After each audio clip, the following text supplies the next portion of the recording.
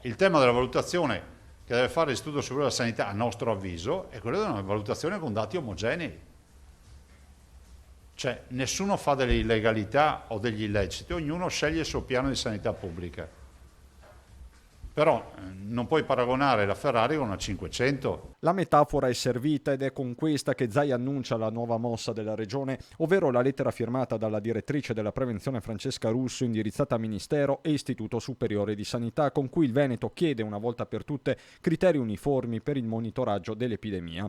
Basta quindi, questa la richiesta, con dati assoluti che non tengono conto dei singoli piani di sanità pubblica. L'incidenza dei positivi per Venezia deve prendere in considerazione il totale dei test molecolari e di quelli rapidi. Ci sono anche un po' delle discrepanze rispetto ai dati che vengono pubblicati, che considerano solo i molecolari, e invece i dati che al momento vengono mandati da alcune regioni che contengono, che hanno sia il numero dei rapidi che il numero dei molecolari. Concetto che Zaia ribadisce tornando alla metafora di partenza, quella del Veneto Ferrari d'Italia. Non c'è nessuno in Italia che fa tutti i test rapidi che facciamo noi. E quindi anche la mole, la macchina dei test è impressionante.